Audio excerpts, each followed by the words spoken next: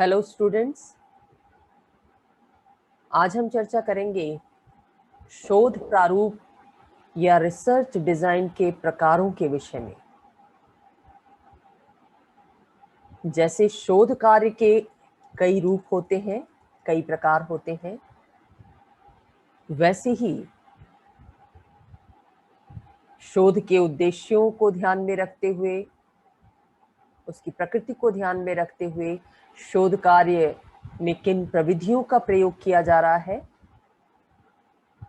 उन सब के आधार पर जो शोध की रूपरेखा बनाई जाती है वो भी कई तरह की होती है। बहुत सारे विद्वानों ने अपने अपने स्तर पर शोध प्रारूप का वर्गीकरण किया है। जैसे क्लेयर, सेलिज और अन्य ने अपनी पुस्तक research methods in social relations में अनुसंधान प्रारूप का वर्गीकरण किया है। वो कई तरह की अनुसंधान प्ररचनाओं का उल्लेख करते हैं, मुख्य रूप से 3 तरह की। पहली अन्वेषणात्मक शोध प्ररचना, दूसरी विवरणात्मक या निदानात्मक और तीसरी प्रयोगात्मक। सैनफोर्ड लेबोब्रिज और रॉबर्ट हेंडोरन ने भी अनुसंधान प्ररचना को 3 वर्गों में वर्गीकृत किया है। पहली को वो वैयक्तिक अध्ययन कहते हैं, दूसरे को सर्वेक्षण प्रारूप पर आधारित शोध प्ररचना कहते हैं और तीसरे को प्रयोगात्मक प्रारूप वाली शोध प्ररचना कहते हैं।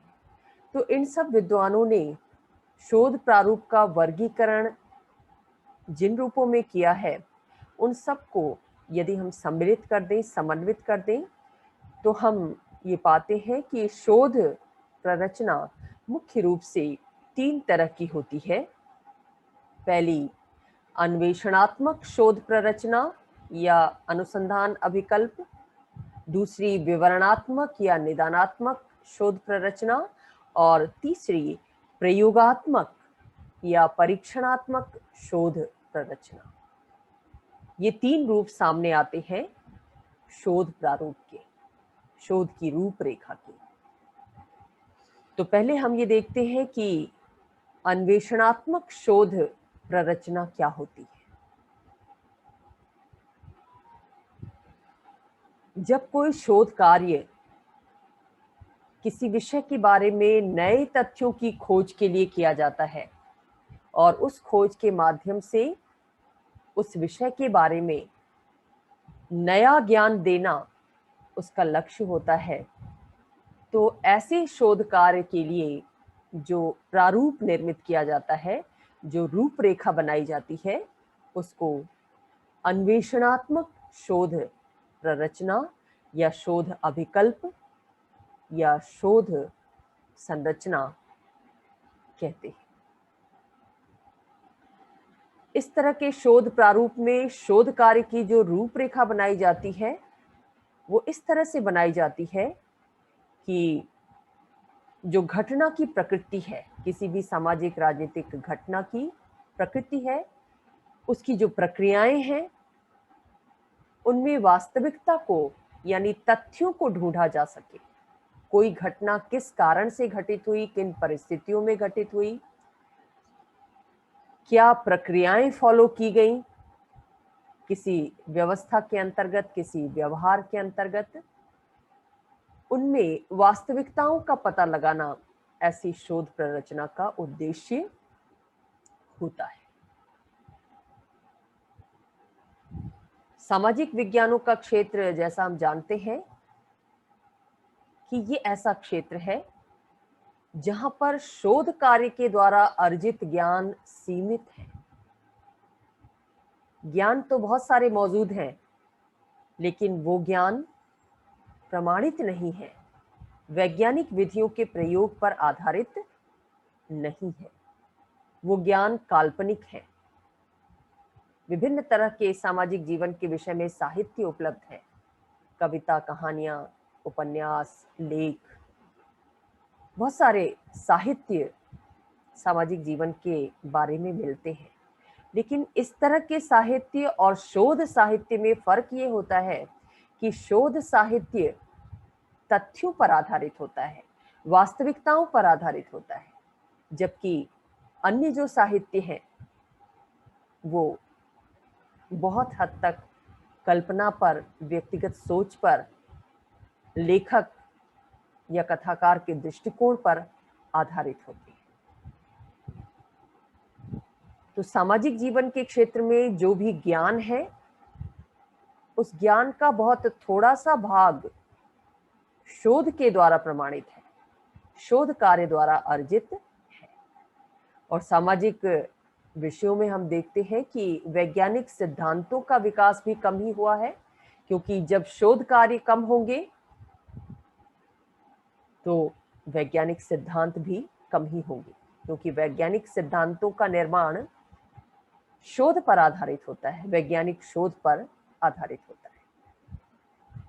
तो ऐसी स्थिति में वहां पर अन्वेषणात्मक शोध प्ररचना बहुत उपयोगी साबित होती है, क्योंकि यहाँ पर जब शोध कार्य किए जाते हैं, शोध कार्य के लिए जिस उपकल्पना के निर्माण पर जोर दिया जाता है, विषय के संबंध में पूर्व निष्कर्षों के निर्माण पर जोर दिया जाता है, उन उपकल्पनाओं का निर्माण अन्वेषणात्मक शोध के आधार पर ही किया जा सकता है।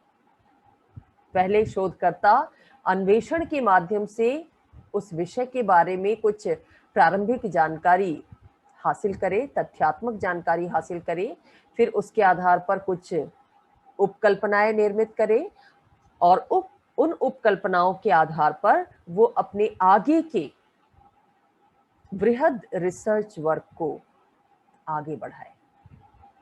तो अनुसंधान की प्रोसेस में, खासतौर से सामाजिक अनुसंधान की प्रक्रिया में, उपकल्पनाओं का जो महत्व है वो महत्व इस कारण से है कि ऐसी उपकल्पनाओं का निर्माण अन्वेषणात्मक शोध के आधार पर किया जाता है।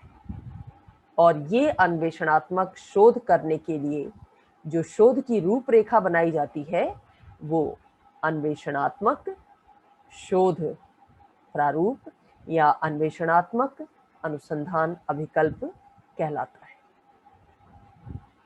ये बात हमेशा ध्यान में रखिएगा कि शोध के उद्देश्य और प्रकृति के आधार पर ही शोध की रूपरेखा भी बनाई जाती है।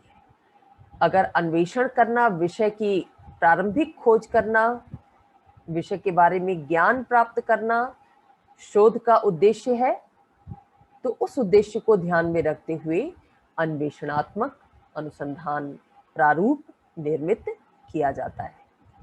अब ये अन्वेषणात्मक शोध प्रारूप कैसे बनाया जाएगा, इसके लिए भी बहुत सारी विधियां प्रचलित हैं। कैसे एक शोधकर्ता रिसर्च डिजाइन तैयार करेगा, किसी विषय पर अगर उसे अन्वेषण करना है, उस विषय के बारे में गहन जानकारी हासिल करनी है, किस उद्देश्य के लिए, उपकल्पना के निर्माण के लिए, तो ऐसी स्थिति में वो किन विधियों का प्रयोग करके उस शोध प्रारूप का निर्माण करेगा, इसके बारे में भी शोधकर्ता की सहायता के लिए बहुत सारी विधियां प्रचलित हैं।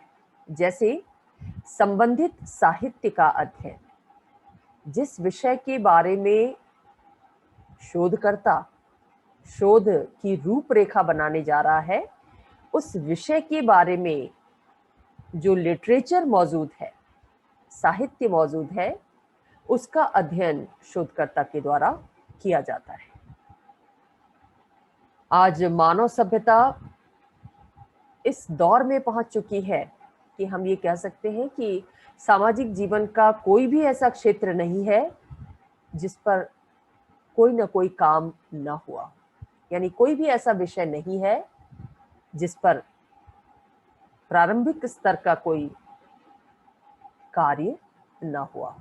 भले ही बहुत गहन अध्ययन उस विषय पर ना हुआ हो, लेकिन कुछ न कुछ काम तो हर विषय पर हुआ है। तो शोधकर्ता जब अनुसंधान का प्रारूप तैयार करता है, अन्वेषणात्मक अनुसंधान का, तो ऐसी स्थिति में वो सबसे पहले ये पता लगाता है कि उस विषय के बारे में अब तक क्या क्या कार्य हुआ है, किन किन विद्वानों के द्वारा, किन किन शोधार्थियों के द्वारा कार्य किया गया है। जब वो उनके कार्य को पढ़ता है, संबंधित साहित्य का अध्ययन करता है, तो उस विषय के बारे में कौन से महत्वपूर्ण सिद्धांत हैं वो उसे पता चलते हैं। और विषय के बारे में अध्ययन करते करते उसे ये भी एहसास होता है कि अब तक शोधकर्ताओं ने इस विषय पर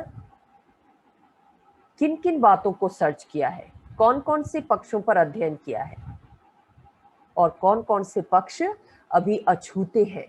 तो उसका ध्यान अछूते पक्षों की तरफ जाता है और उनके बारे में वो उपकल्पनाएं निर्मित करता है। जिन पक्षों के बारे में अध्ययन हुआ है उनकी तो जानकारी उसे होती ही है, लेकिन उस अध्ययन से ही एक नया अध्ययन उसके दिमाग में सूझता है और उसके बारे में वो उपकल्पनाएं निर्मित करता है। तो जो उपलब्ध लिटरेचर है, साहित्य है, वो बहुत सहायक होता है किसी भी शोधार्थी के लिए शोध प्रारूप का निर्माण करते समय। अब संबंधित साहित्य कौन से हैं, इसका पता कैसे चलेगा कि किसी विषय के बारे में कितने लोगों ने अध्ययन किया है, क्या क्या अध्ययन हुआ है, किन किन पक्षों पर अध्ययन हुआ है। इस बारे में भी कई सारे उपकरण प्रचलित हैं जो शोधकर्ता की सहायता करते हैं, जैसे संदर्भ ग्रंथ सूची। कोई भी शोध विषय जो चुना जा रहा है शोधार्थी के द्वारा, उस विषय के बारे में विभिन्न विद्वानों के द्वारा एक संदर्भ ग्रंथ सूची तैयार की जाती है, बिब्लियोग्राफी तैयार की जाती है, जिसमें इस बात का उल्लेख होता है कि इस विषय पर किन किन लेखकों ने, किन किन शोधार्थियों ने शोध कार्य किया है और उनके शोध कार्य का प्रकाशन हुआ है। या विषय से संबंधित कोई लेख अगर प्रकाशित हुआ है तो उसका भी उल्लेख इस संदर्भ ग्रंथ सूची में होता है। विषय से संबंधित जो पुस्तकें प्रकाशित हुई हैं उसका भी उल्लेख इस संदर्भ ग्रंथ सूची में होता है। आप वैसे भी अगर किसी विषय पर सर्च करना चाहें कि इस विषय के बारे में कौन कौन से लिटरेचर उपलब्ध हैं, तो आसान सा तरीका है कि आप उस विषय से संबंधित बिब्लियोग्राफी सर्च करें। बहुत से विद्वान इसी कार्य में संलग्न होते हैं कि वो प्रमुख विषयों की संदर्भ ग्रंथ सूची तैयार करें। तो इस संदर्भ ग्रंथ सूची से शोधकर्ता को सहायता मिलती है, उसे पता चल पाता है कि इस विषय के बारे में कितना कार्य हुआ है। इसके अलावा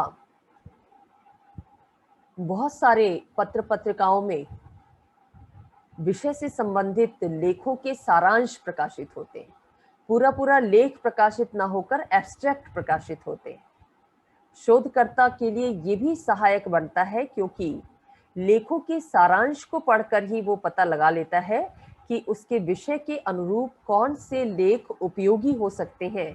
उन लेखों को वो डिटेल में जाकर पढ़ सकता है। या सारांश से उसे ये भी पता चलता है कि इन लेखों में विषय से संबंधित किन पहलुओं को प्रस्तुत किया गया है और कौन से पहलू छूटे रह गए हैं। छूटे हुए पहलुओं पर शोधकर्ता का ध्यान विशेष रूप से आकर्षित होता है और उस संदर्भ में वो उपकल्पनाएं निर्मित कर पाता है। इसके साथ साथ अनुक्रमणिका भी प्रकाशित होती है, एक इंडेक्स भी प्रकाशित होती है। विषय के बारे में जो भी उपलब्ध लिटरेचर है उसकी इंडेक्स, उसकी अनुक्रमणिका तैयार की जाती है और उस अनुक्रमणिका को देखकर भी शोधकर्ता ये अनुमान लगा लेता है, उसके सामने तस्वीर बिल्कुल स्पष्ट होती है कि उसे किन लेखों का, किन पुस्तकों का अध्ययन करना है। उन पुस्तकों को वो कहाँ से प्राप्त कर सकता है, किन पब्लिशर्स के माध्यम से प्राप्त कर सकता है, किन पुस्तकालयों के माध्यम से प्राप्त कर सकता है। तो ये तरीके होते हैं, ये उपकरण होते हैं संबंधित साहित्य के अध्ययन के लिए। और ये सभी अनुक्रमणिकाएं, संदर्भ ग्रंथ सूची या संबंधित साहित्य की जो सूचियां होती हैं वो सभी पुस्तकालयों में उपलब्ध होती हैं और इनके माध्यम से शोधकर्ता को विषय के बारे में जितने भी प्रकाशित साहित्य हैं उनका पता चल जाता है और उनके बारे में विद्वानों के द्वारा जो टिप्पणियां की जाती हैं विभिन्न शोध जर्नल्स के माध्यम से या पुस्तक समीक्षाओं के माध्यम से, उनको पढ़ने पर शोधकर्ता के लिए ये डिसाइड करना आसान हो जाता है कि कौन सी पुस्तकें शोध की दृष्टि से उसके लिए उपयोगी हैं, किन्हें वो पढ़े और किन्हें अभी फिलहाल ना पढ़े। उसके लिए चयन करना आसान हो जाता है। तो इन माध्यमों से शोधकर्ता आवश्यक सामग्री का चयन कर सकता है और उस दिशा में उपकल्पनाएं निर्मित कर सकता है। तो एक तो संबंधित साहित्य का अध्ययन, ये एक महत्वपूर्ण पद्धति है अन्वेषणात्मक शोध प्रारूप को तैयार करने की दृष्टि से। दूसरी जो पद्धति है वो है अनुभवी व्यक्तियों से वार्तालाप। किसी शोध विषय का चयन अगर शोधकर्ता के द्वारा किया जा रहा है तो उस विषय के बारे में सामान्य और गहन जानकारी प्राप्त करने का एक तरीका ये भी होता है कि उस विषय में, उस क्षेत्र में जो लोग भी कार्य कर रहे हैं या उस विषय के बारे में जिन्हें भी अनुभव है, उन लोगों से शोधकर्ता वार्तालाप करे। क्योंकि हम ये जानते हैं कि समाज विज्ञान की प्रयोगशाला पूरा का पूरा समाज है, उसमें आए दिन प्रयोग चलते रहते हैं, नाना तरह के व्यवहार सामने आते हैं, नाना तरह के क्रियाकलाप चलते रहते हैं। एक विशेष क्षेत्र में कार्य करने वाले लोगों को लंबे समय तक कार्य करते करते उस क्षेत्र का, उस विषय का अनुभव हो जाता है। अनुभव पर आधारित उनका जो ज्ञान होता है वो शोधकर्ता के लिए बहुत उपयोगी साबित होता है।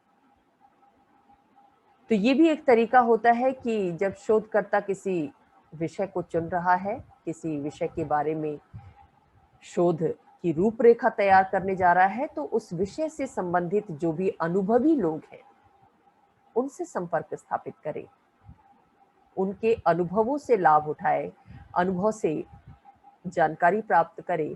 और कई बार अनुभव से उसे ऐसी जानकारियां प्राप्त होती हैं जो लिखित रूप में किसी लिटरेचर में उपलब्ध नहीं थी और जिनके बारे में स्वयं शोधकर्ता भी सोच नहीं सकता था। जैसे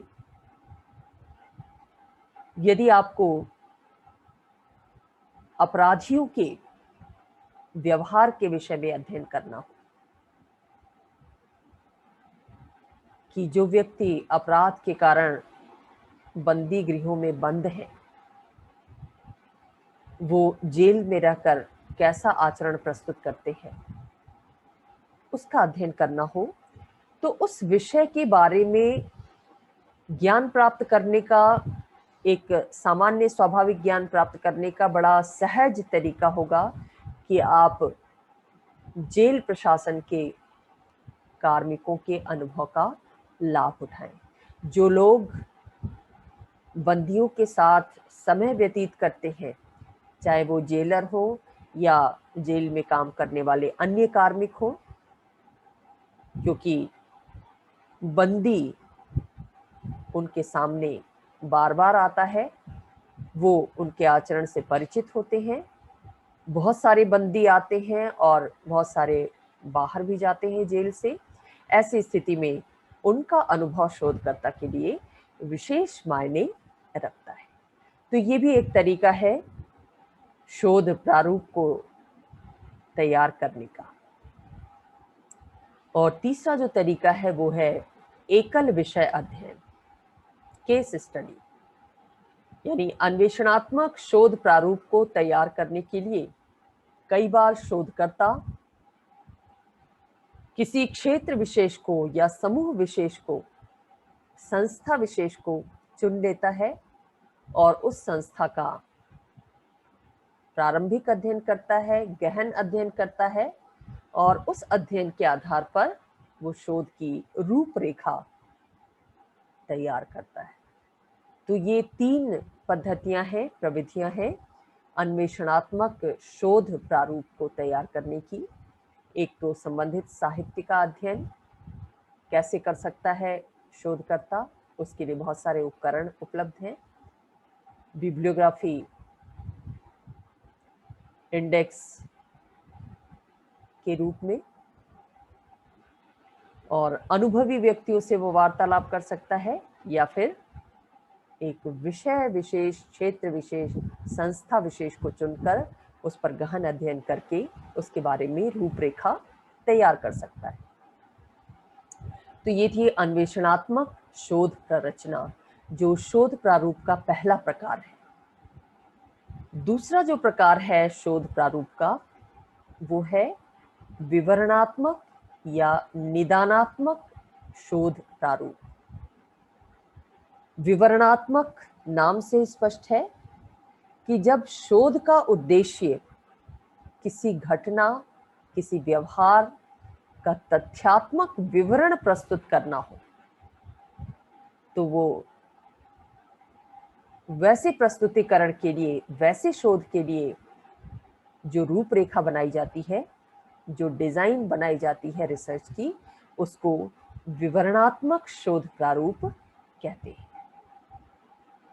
इसी के साथ जुड़ी है निदानात्मक शोध प्ररचना, यानी जिस अनुसंधान प्ररचना का उद्देश्य ऐसे शोध को प्रोत्साहित करना है जिस शोध के माध्यम से समाज की किसी तात्कालिक समस्या का समाधान प्रस्तुत करना हो, तो ऐसी शोध प्ररचना निदानात्मक शोध प्ररचना कहलाती है।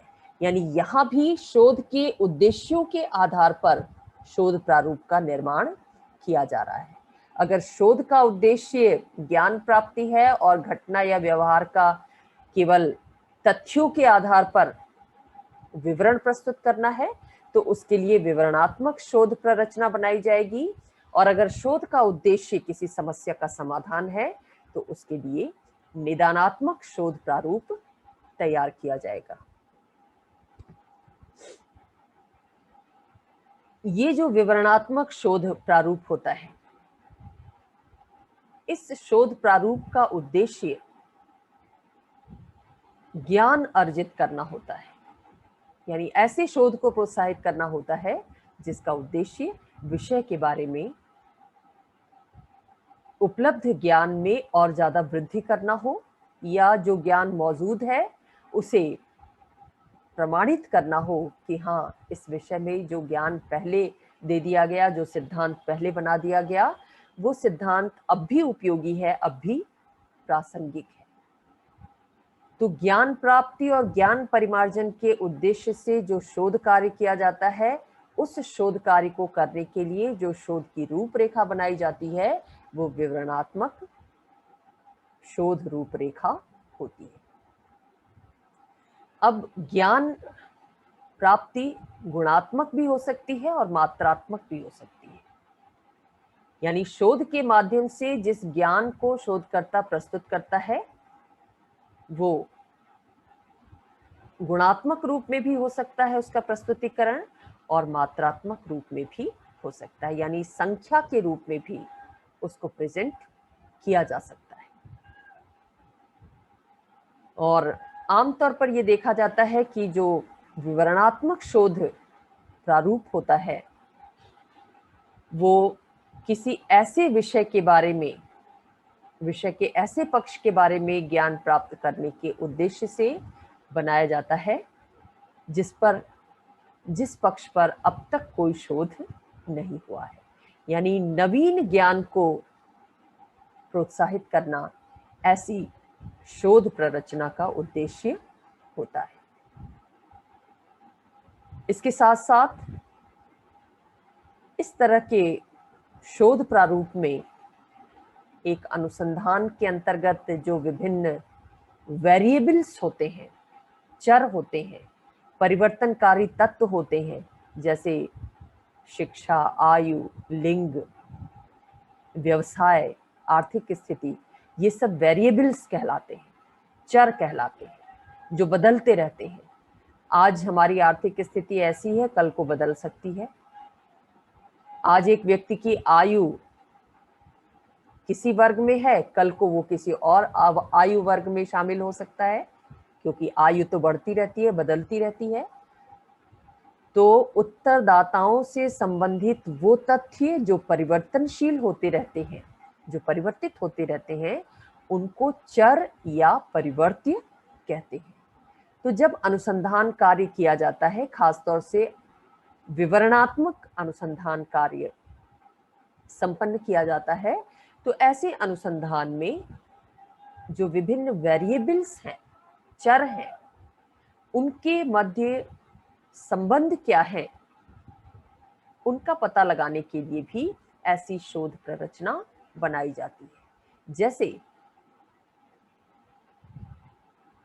आर्थिक रूप से समृद्ध, यानी जिनका व्यवसाय अच्छी आमदनी वाला है, जिनके पास ऐसा रोजगार का साधन है कि उनकी आर्थिक समृद्धि बढ़ रही है। तो जो लोग आर्थिक रूप से समृद्ध हैं, उनमें ऐसा देखा जाता है कि उनका शिक्षा का स्तर भी उच्च होता है। शिक्षा भी एक चर है।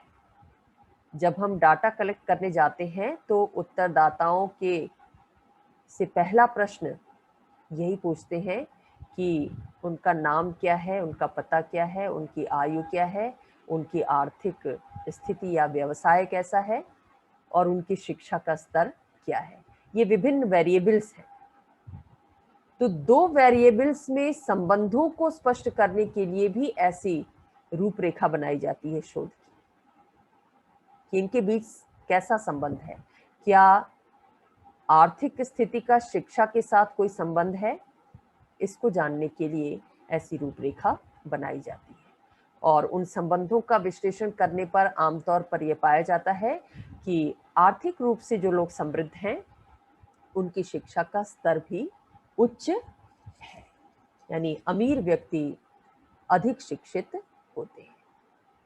इसी तरह से आर्थिक रूप से जो विपन्न हैं,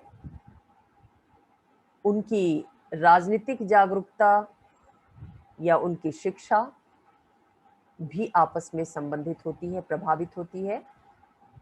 उनके मध्य उतनी शिक्षा का स्तर उच्च नहीं पाया जाएगा जितना कि आर्थिक रूप से समृद्ध लोगों में देखा जाता है।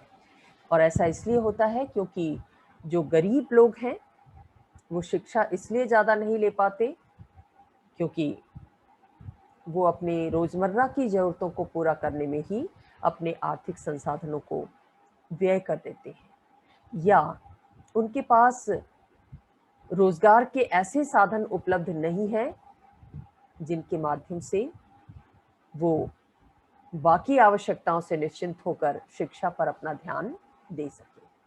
हम जानते हैं कि बहुत सारे लोग पूरी दुनिया में ऐसे हैं जो रोज अर्न करते हैं और रोज अपनी ज़रूरतों को पूरा करते हैं। तो ऐसे लोगों से हम उम्मीद नहीं कर सकते कि वो अपनी रोजी रोटी छोड़कर उच्च शिक्षा प्राप्त करने आएंगी। तो कहने का मतलब ये है कि जब विवरणात्मक अनुसंधान प्ररचना तैयार की जाती है तो ज्ञान प्राप्ति के साथ साथ इसका उद्देश्य शोध कार्य से जुड़े हुए जितने भी वेरिएबल्स हैं, परिवर्ती हैं, उनके आपसी संबंधों का पता लगाना भी होता है। तो ये तो विवरणात्मक शोध प्ररचना हो गई। अब इसके साथ जुड़ी हुई है निदानात्मक शोध प्ररचना। नाम से स्पष्ट है, समस्या का निदान प्रस्तुत करने के लिए जब शोध की रूपरेखा बनाई जाती है तो वो निदानात्मक शोध रूपरेखा या शोध प्रारूप कहलाती है। विवरणात्मक और निदानात्मक शोध प्रारूप का एक साथ उल्लेख किया जाना या एक ही वर्ग में इनको शामिल किया जाना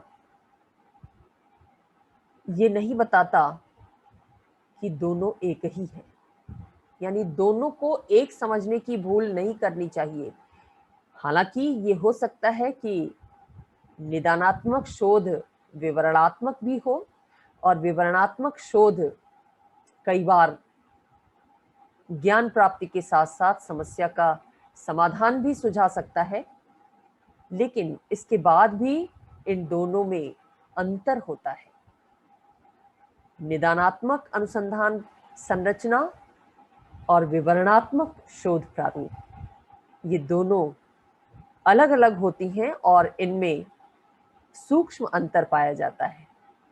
क्या अंतर पाया जाता है?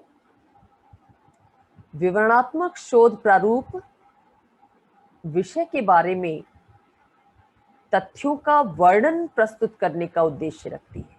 यानी इस तरह के शोध प्रारूप का प्रमुख उद्देश्य क्या होता है कि किसी भी घटना या व्यवहार या शोध का जो विषय है उस विषय के बारे में वास्तविक तथ्य क्या है। कोई घटना घटी है तो उसका कारण क्या है, वास्तविक कारण क्या है, उसका वर्णन प्रस्तुत करना। घटना जिस रूप में घटी है उसको हूबहू उसी रूप में प्रेजेंट कर देना विवरणात्मक शोध का उद्देश्य होता है।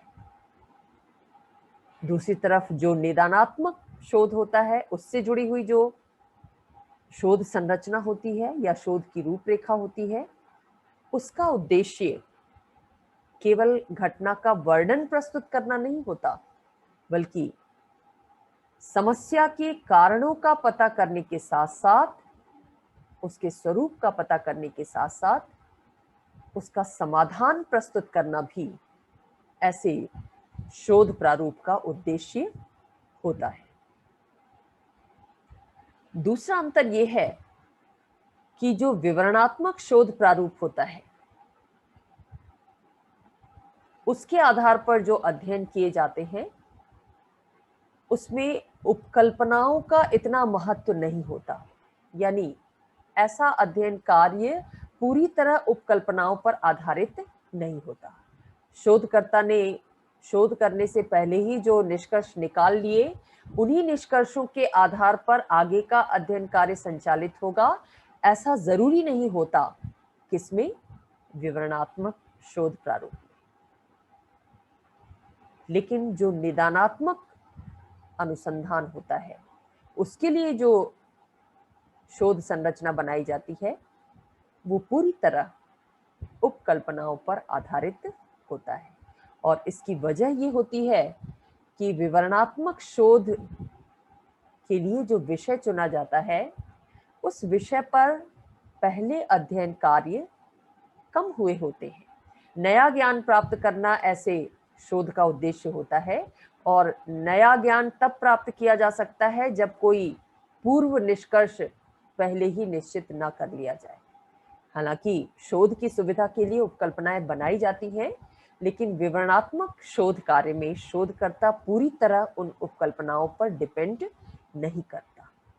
लेकिन जो निदानात्मक अनुसंधान प्ररचना होती है उसमें उपकल्पनाएं महत्वपूर्ण होती हैं। वो इसलिए क्योंकि ऐसे अनुसंधान में समस्या के विषय में पहले ही बहुत सारी जानकारी उपलब्ध है।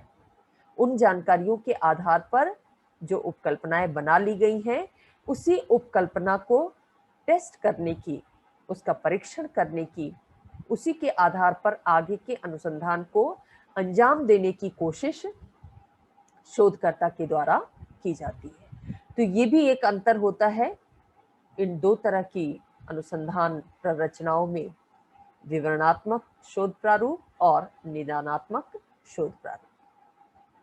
तीसरा, विवरणात्मक अनुसंधान प्ररचना का मुख्य उद्देश्य क्या होता है? ज्ञान प्राप्ति करना होता है, जबकि निदानात्मक का उद्देश्य समाज की विद्यमान समस्याओं का कारण सहित समाधान प्रस्तुत करना होता है। कोई समस्या अगर सामने आ रही है, जैसे आपको बाल अपराध की समस्या का अध्ययन करना है कि बच्चों में आपराधिक प्रवृत्ति क्यों बढ़ रही है, तो इसके लिए जो शोध प्रारूप आप तैयार करेंगे वो निदानात्मक शोध प्रारूप होगा। और ऐसे प्रारूप में इस समस्या के कारणों को आपको चिन्हित करना होगा। कुछ कारण पहले से मिल जाएंगे, कुछ कारण आप जब स्वयं रिसर्च करने जाएंगे तो आपके सामने आएंगे। तो कारणों का पता लगाकर उनका समाधान प्रस्तुत करना भी इसका उद्देश्य होता है। बच्चों में अपराध की प्रवृत्ति को कैसे रोका जा सकता है, इस विषय के बारे में सुझाव प्रेजेंट किया जाता है ऐसे अनुसंधान के माध्यम से। और ऐसे अनुसंधान के लिए जो रूपरेखा बनाई जाती है वो निदानात्मक रूपरेखा होती है। एक और अंतर यह है कि विवरणात्मक शोध प्रारूप ऐसे शोध की रूपरेखा होती है जिस पर ज्यादा अनुसंधान कार्य नहीं हुए, और यही वजह है कि नए ज्ञान की प्राप्ति ऐसे शोध का उद्देश्य होता है। निदानात्मक शोध प्रारूप ऐसे शोध को प्रोत्साहित करता है जहां पर समस्याओं का स्पष्ट रूप पहले ही प्रकट हो चुका है। ये भी एक अंतर है। इन्हीं अंतरों से जुड़ा हुआ एक अन्य अंतर ये बताया जा सकता है कि जहां पर विवरणात्मक शोध प्रारंभिक स्तर के शोध होते हैं, प्रारंभिक स्तर के अध्ययन होते हैं, उस विषय के बारे में बहुत ज्यादा जानकारी पहले से उपलब्ध नहीं होती है। लेकिन जो निदानात्मक शोध होते हैं, निदानात्मक अध्ययन होते हैं, वो उच्च स्तरीय होते हैं, क्योंकि उसके बारे में, समस्या के बारे में पहले से ही बहुत कुछ ज्ञान उपलब्ध होता है।